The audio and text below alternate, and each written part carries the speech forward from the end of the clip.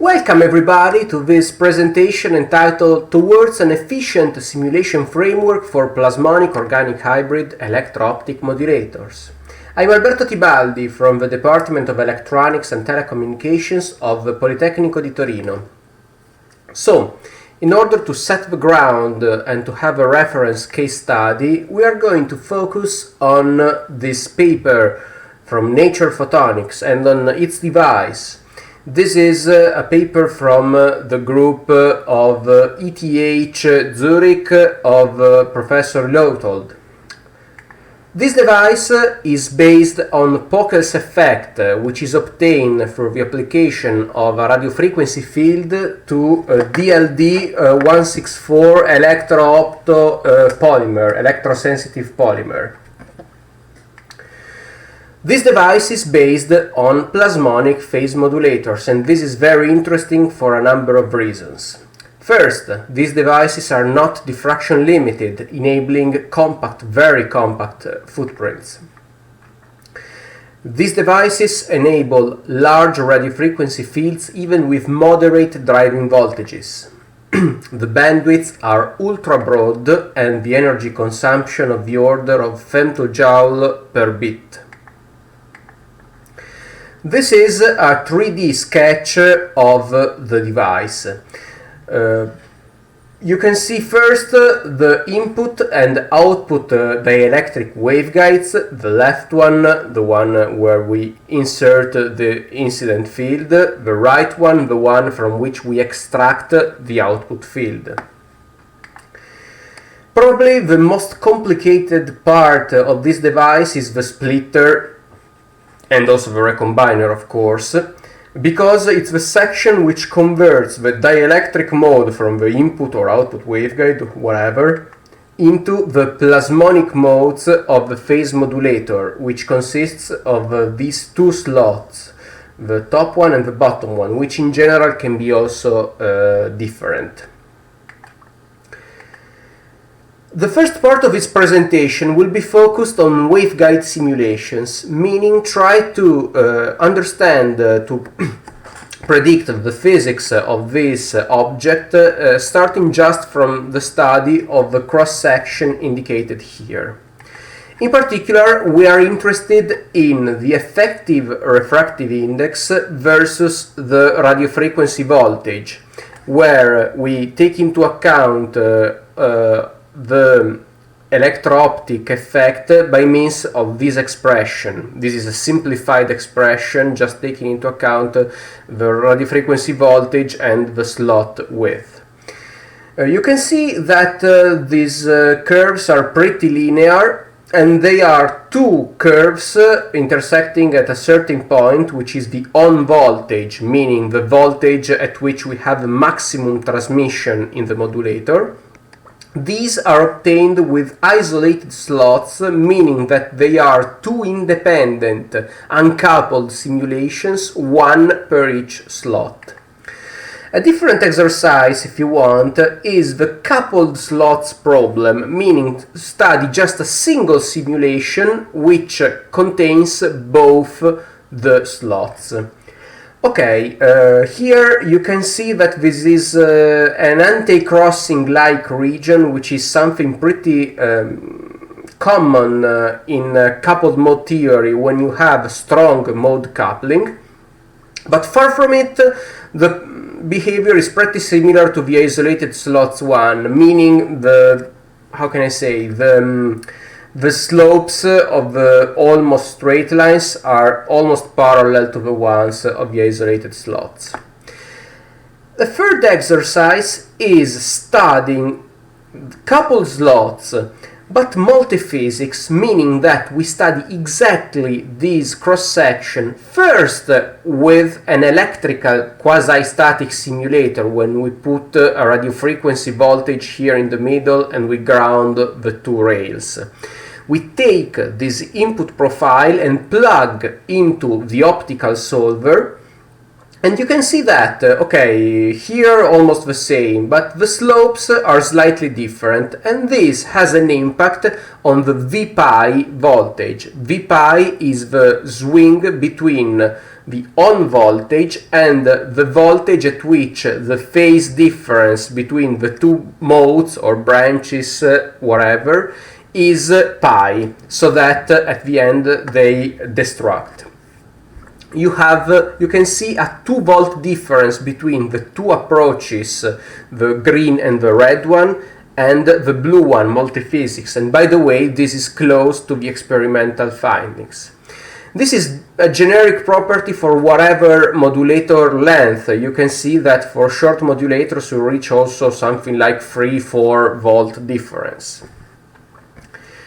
Why is this so important? Well, you can see here a map of the radio frequency field profile.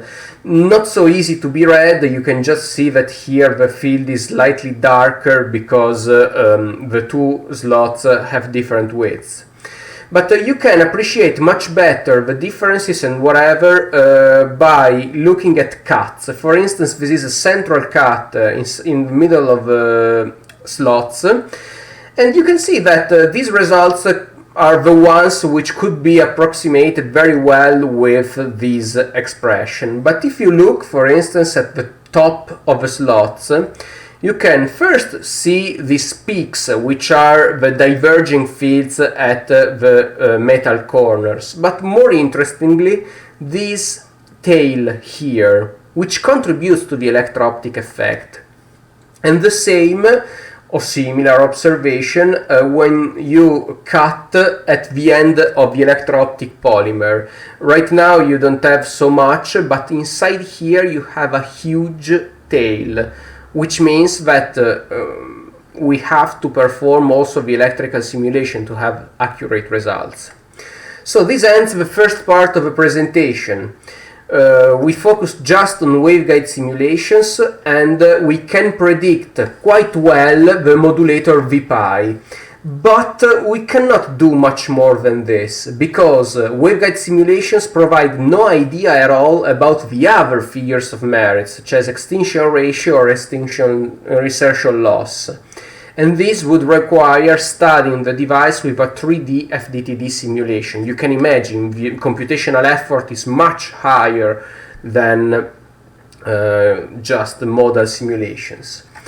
The final goal would be for us an intermediate approach between the 3D FDTD and waveguide simulations to achieve accurate results with moderate computation times and resources. Okay, to move in this direction, we observed the top section of the device, and we imagined that we can simulate and describe with a scattering matrix just the splitter here, 3x3, one input mode and two cavity modes. The same can be done also in the recombiner. Actually, the two are the same, just rotated. And then you can recover the waveguide simulations, the one just described, to extend this blue block, and by cascading the generalized scattering matrices you can obtain the whole modulator response. This is kind of exploiting, kind of invoking the analogy of this device with the Fabry-Perot bimodal interferometer, the generalized Fabry-Perot interferometer, with two mirrors here and here, and a cavity with two waveguides. Okay, why is this so helpful for us? Okay, to compute the scattering matrix we still need the simulation of a 3D FDTD simulation, but just of this region and just in cold conditions, meaning 0 volt. Just to be conservative, to avoid fringing effects, we include also a piece of modulator, but we can de-embed it by means of these simple formulas. So we have this S0 as the 0 volt scattering matrix of the splitter and of the recombiner. How can we obtain a voltage-dependent scattering matrix? Well, to this aim it is useful to study the mode topographies at different voltages. At 0 volt, these are just cuts, but they are pretty representative of the behavior. At 0 volt, you can see that the slot modes are pretty localized in the single slots. I mean, mode 1 just in the left slot, mode 2 just in the right one. 8 volt above the on voltage, you have a similar behavior, but inverse polarity. Okay, we can believe it. I mean, doesn't seem so unfair. At the on voltage, we have something peculiar, which is an odd mode, quasi-odd mode, and a quasi-even mode. This is an effect of mode coupling, as I mentioned before, the effect of the anti-crossing which I have shown. However, ignoring this detail, what is this figure teaching us? Well, the field profiles are always more or less the same. They are always quite similar. So, even if different and voltage dependent, we could try writing the voltage dependent modes for whatever voltage as a linear combination of the 0 voltage modes in this way with these coefficients. Then we could try to formulate a least square approach, projective approach in this way to obtain these coefficients with this inner product, and this, grouped in this way, can be treated as a change of basis matrix. Change of basis from what to what? Well, from the 0 volt to the red matrix that I have shown here. This is exactly what we needed. Then, by recycling the multiphysics augmented waveguide simulations, we can compute the blue box, and now we have all the ingredients to compute the cascade. So, does this thing work? I would say yes. In this figure there are two curves. The red one is obtained with 3D FDTD, imagine 10 or more days computations. The dashed black curve is obtained with the approach that I've described just now in this work, the hybrid modal FDTD approach.